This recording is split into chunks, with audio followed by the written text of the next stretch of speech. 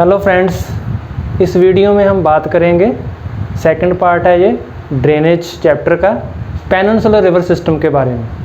तो फर्स्ट हमने जो है वो हिमालयन रिवर सिस्टम जो है उसको कंप्लीट कर लिया है। No second river system in India, that is peninsular river systems. तो पेनिनसुलर रिवर सिस्टम्स जो हैं वो दो पार्ट में डिवाइड होते हैं। दो पार्ट में हम उसको स्टडी करने के लिए डिवाइड करते हैं।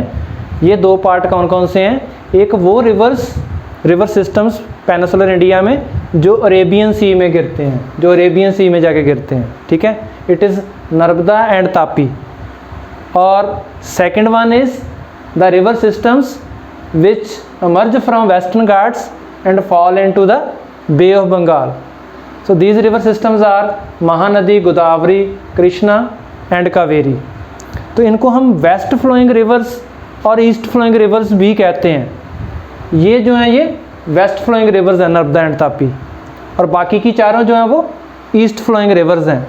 और इसमें अगर हमने डिफ्रेंशिएशन करनी है दोनों जो रिवर सिस्टम्स हैं, वेस्ट फ्लोइंग और ईस्ट फ्लोइंग रिवर सिस्टम्स, तो इसमें जो बेसिक डिफरेंस है, west flowing river systems carry less sediments and east flowing river systems they carry more sediments. Second difference is west flowing rivers they flow through rift valleys. जो faulting होती है अर्थ की crust में, उससे rift valleys जो बन जाती हैं। These two reverse Narmada and Tapi, these flow through rift valleys, whereas the other four rivers which are east flowing, these flow through peninsular rocks. And next difference is west flowing rivers they do not form deltas. जब वो ocean में गिरती हैं तो delta की formation नहीं करती, उनका जो माउथ है वो ओपन है वहाँ पे, ठीक है। तो इसको कहते हैं एस्चरीज, वो एस्चरीज बनाती हैं। whereas east flowing rivers they form deltas as they carry more sediments, they form smaller deltas.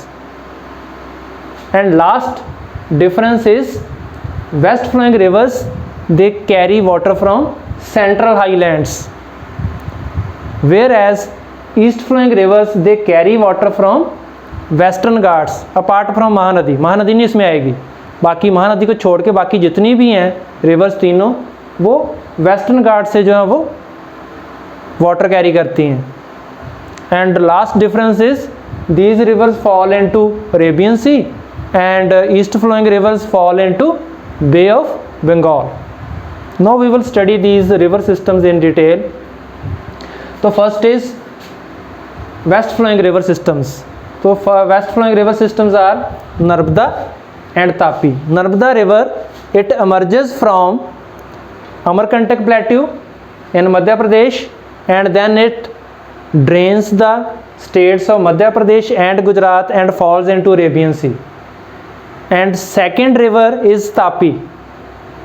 This river emerges from Satpura range in Batul district in Madhya Pradesh, and it drains the states of Madhya Pradesh, Maharashtra and Gujarat and finally falls into Arabian Sea.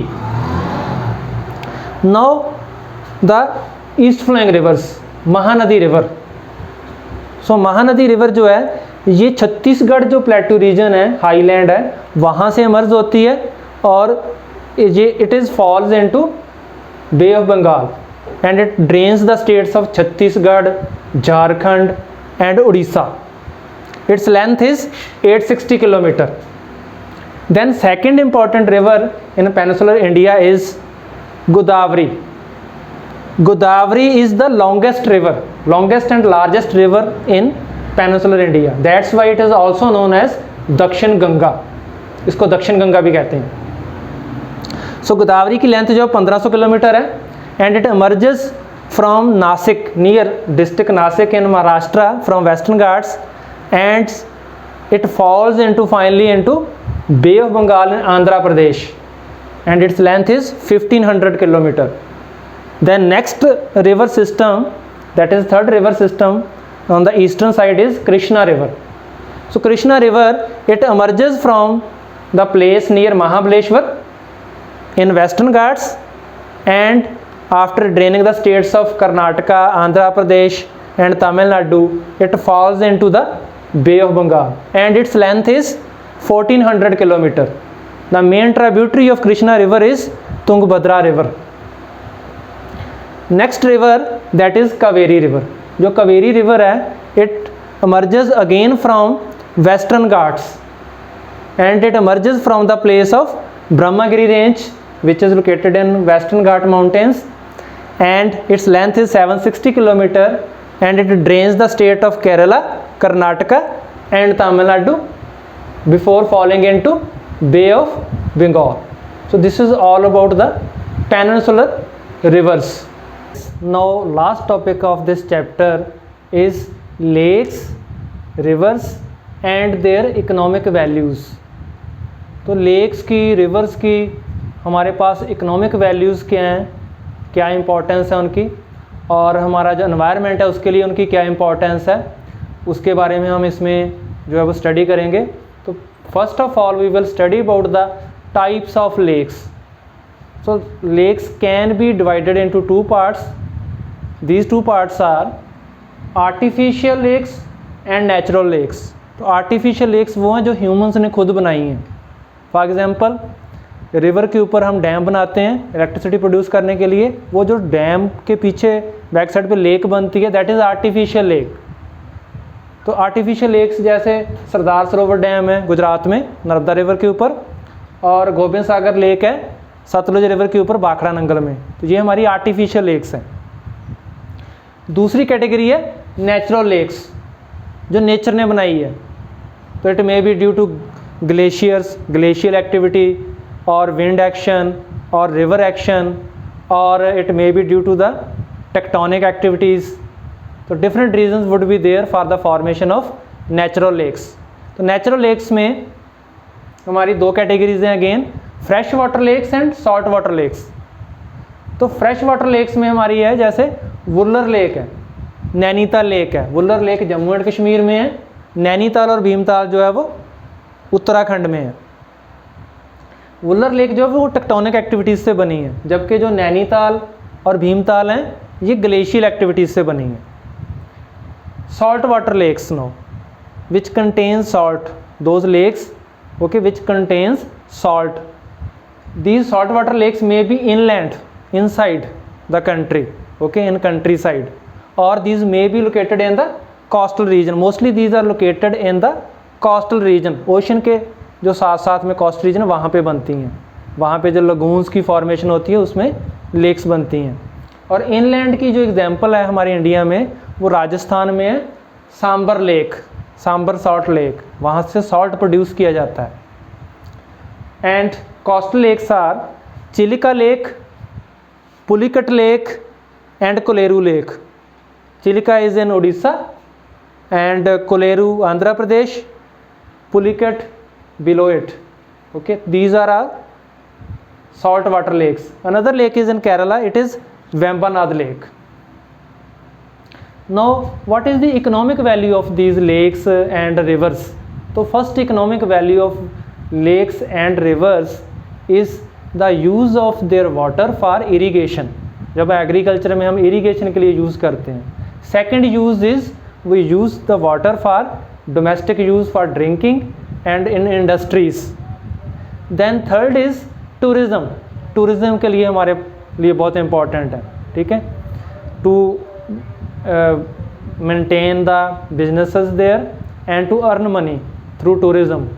Fourth use is navigation. Navigation is we can flow through the lakes and river waters for transportation. We can do transportation of things. जैसे जो ब्रह्मपुत्रा है उसमें जो transportation के लिए use किया जाता है ब्रह्मपुत्रा रिवर को इंडिया में, गंगा रिवर को भी यूज़ किया जाता है और ट्रांसपोर्टेशन के लिए. तो this is another use of lakes and rivers. Apart from economic values, now the basic concern in our country about rivers and lakes is we are using the more and more water from rivers and lakes. This increasing use of water is decreasing the volume of water in these rivers and lakes. So in coming years, it may create the shortage of water in some areas. Second thing, river pollution. हम water भी use कर रहे हैं और साथ के साथ उसको पोल्यूट भी करते जा रहे हैं। जो हम अर्बनाइजेशन हो रही है, इंडस्ट्रियलाइजेशन हो रही है, उससे हमारा जो विदाउट ट्रीटमेंट जो हमारा सीवेज वेस्ट है, जो इंडस्ट्रियल वेस्ट है, उसको विदाउट ट्रीटमेंट जब हम डिस्पोज ऑफ कर देते हैं अपनी रिवर्स में, लेक्स में, that pollutes the river water and lake water. So it is a big concern in our country, okay, the pollution of river water. So इसमें हमने डिफरेंट जो एक्शन प्लान्स गवर्नमेंट जो बना रही है, और एक इसमें एक्शन प्लान है गंगा एक्शन प्लान। जो गंगा रिवर है, ये हमारी होली रिवर भी है, तो इसको जो है वो साफ़ करने के लिए एक जो प्लान गवर्नमेंट ने शुरू किया था 1985 में, it is called Ganga action plan.